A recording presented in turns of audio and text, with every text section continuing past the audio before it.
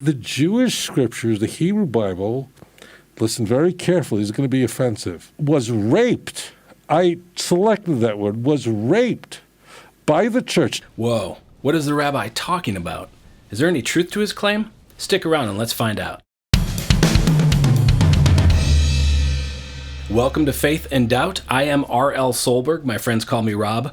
And that man we just heard from is Tovia Singer. He's an Orthodox Jewish rabbi, and he's the founder of Outreach Judaism. Personally, I find him to be a winsome and intelligent guy, and he's a great teacher. My Jewish friends would call him a mensch. I've watched a number of his teachings, and they always force me to dig deep, and I always learn new things, which I love. And that's exactly what he's done with the verse in Psalm 22 that we're going to be looking at today.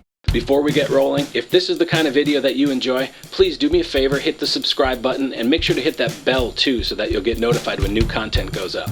Rabbi Singer recognizes that Psalm 22 is a significant threat to his Jewish theology because of its overtly Christological properties, meaning that it refers to or that it's about Christ. In a recent video, Rabbi Singer is building a case against the Christological interpretation of Psalm 22, and his argument is based on two factors. First, he challenges the accuracy of the English translation, and he provides a specific example we're going to unpack today, look at his claims, and see if they hold water. And second, the rabbi challenges the historical validity of the Septuagint, which is the earliest known translation of the Hebrew scriptures into any other language. I address his second challenge in detail in an article called Psalm 22, Pierced versus Lion, and I'm going to link to that article below. So the rabbi starts building his argument for the inaccuracy of the English translations with a controversial theory. So the Jewish scriptures, the Hebrew Bible, listen very carefully, it's going to be offensive, was raped.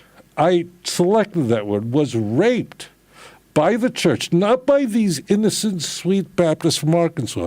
These young men and women have no idea this has been done. Was altered by the church in order to make it appear Christological. This was done in the 2nd century, a very long time ago. So as an example of this raping, the rabbi points to Psalm 22, verse 16, which in your Jewish Bibles would be verse 17, and he reads out of the King James Version, which says this: "For dogs have compassed me, the assembly of the wicked have enclosed me. They pierced my hands and feet." Now, according to Rabbi Singer, this English version that we just read is an intentional corruption of what the Hebrew actually says. So in Psalm 22, verse 16, the author, who's King David, is describing his enemies encircling him on all sides. And the rabbi points to the very end of this verse 16 where the corruption can be found. He says it's in the last 3 Hebrew words. And now the last 3 words are critical. In Hebrew it says, Ka'ari yodai v'raglai. 3 words. Ka'ari. So what does that mean? Well, I'll give you an idea. So Ari means a lion. If you remember, when George W. was president, he had a press secretary. His name was Ari Fleischer, and occasionally you see him still in the news. Yeah. Okay? Yeah, Ari Fleischer. What does his name mean? Ari means a lion. So Kari, the prefix, means like a lion. Yodai, my hands. V'raglai, my feet. Like a lion, all my enemies are at my hands and my feet. So the rabbi is saying that at the end of verse 16, it doesn't really say they have pierced my hands and feet. In the original Hebrew, what it actually says is like a lion at my hands and feet. Wow, okay, so that's a pretty big difference. Pierced and lion are completely different terms. So which one's right? And how did we arrive at such different interpretations? The rabbi offers a theory. What did the church do? It's mind-blowing. So imagine you've got these words like a lion that are at my hands and my feet. And you've got it on Microsoft Word. You selected the words like a lion, so you have now white letters on a blue background, okay? You tap your delete key, they disappear. And then you type in, they pierced. The text now is made to read, they pierced my hands and my feet. Wow, okay, so that brings up a couple questions. First of all, what's the correct interpretation of this verse? And secondly, if the Hebrew phrase was changed, was it because of some sort of deceitful editing on the part of the Christian translators? Because if so, that would open up a huge can of worms. Now we'd have to look at all the verses in the Christian Old Testament and wonder if they're accurate.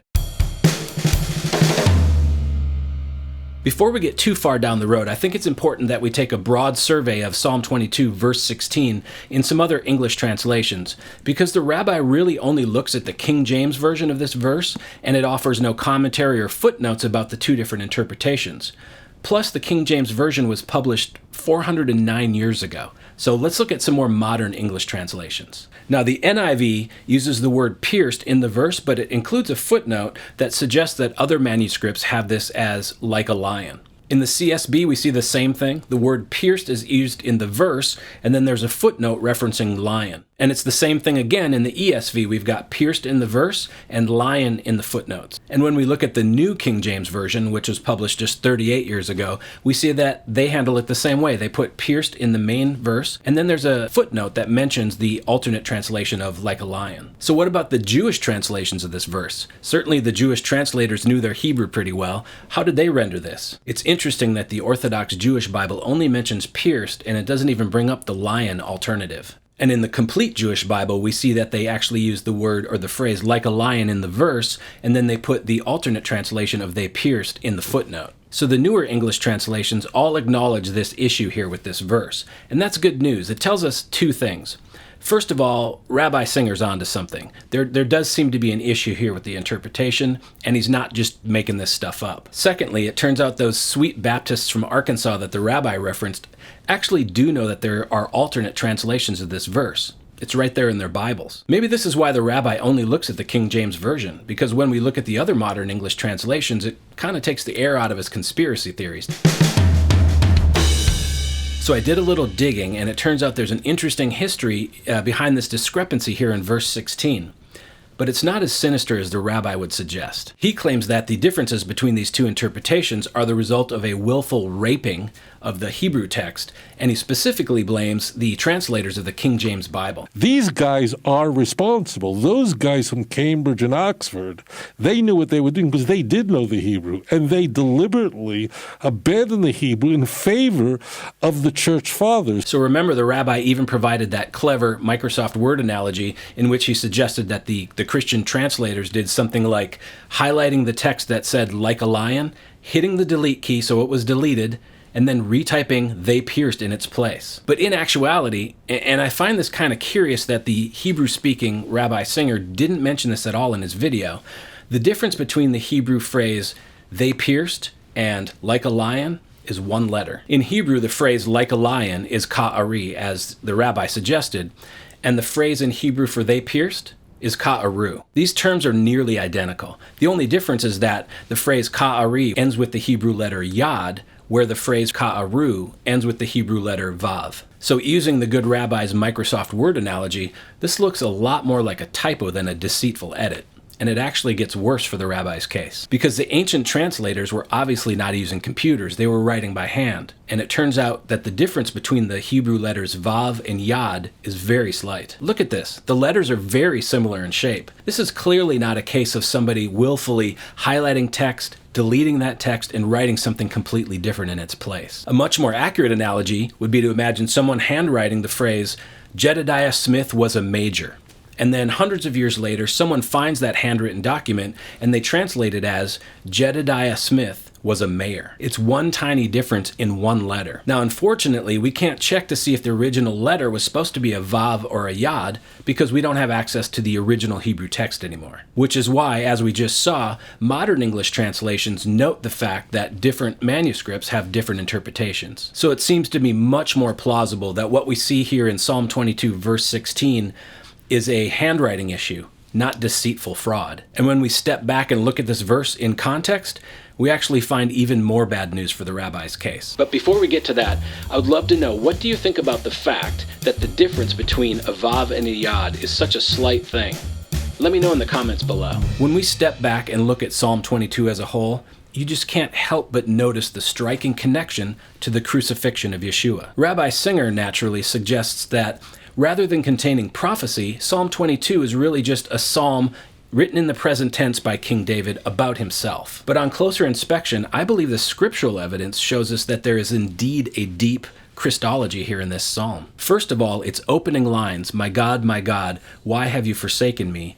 are the very words that Yeshua spoke when he was hanging on the cross. In Matthew 27, we read, "About 3 p.m, Jesus cried out in a loud voice, 'Eli, Eli, lama sabachthani,' which means, my God, why have you forsaken me?" By the way, there's a great video by the Shofar Call here on YouTube that unpacks those words that Yeshua said. I put a link to it in the description below. She does a great job of explaining the linguistic background behind those words that Jesus uttered, and suggests that most likely he was saying something along the lines of, my God, why are you slaughtering me for sacrifice?" Very powerful. I believe that because Yeshua was so near to completing the mission for which he was sent, he was very careful and measured about his final words, and he quoted Psalm 22 intentionally to tell us that it points to him. In addition to verse 1, which Yeshua quoted on the cross, there are a number of passages here in Psalm 22 that suggest that it was a prophecy that was fulfilled by Yeshua. For example, look at verses 7 and 8. They say, "All who see me mock me. They hurl insults, shaking their heads. He trusts in the Lord," they say. "Let the Lord rescue him." Then we jump to Luke 23 at the scene of the crucifixion, where we read, "The people stood watching, and the rulers even sneered at him. They said, 'He saved others. Let him save himself if he is God's Messiah, the chosen one.' The soldiers also came up and mocked him. They offered him wine vinegar and said, 'If you're the king of the Jews, save yourself.'" And then look at Psalm 22, verse 15, which says, "My mouth is dried up like a potsherd, and my tongue sticks to the roof of my mouth." And then in John 19, as Yeshua is hanging on the cross, we read, "Later, knowing that everything had now been finished, and so that Scripture would be fulfilled, Jesus said, 'I am thirsty.'" And look at Psalm 22, verses 17 and 18, which say, "All my bones are on display. People stare and gloat over me. They divide my clothes among them and cast lots for my garment." And in John 19, during the crucifixion, we read, "Let's not tear it," they said to one another. "Let's decide by lot who gets it."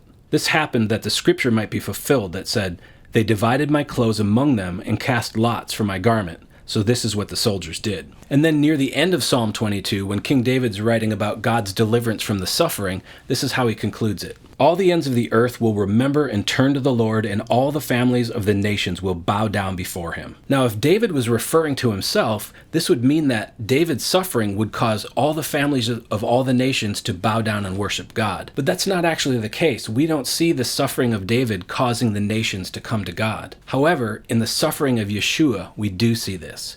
People all over the globe from every nation and tongue have come to faith in the Lord because of the work that Yeshua did on the cross. There's also the fact that the New Testament contains 15 different quotations or allusions to Psalm 22. Because of this, some in the early church actually referred to Psalm 22 as the fifth gospel.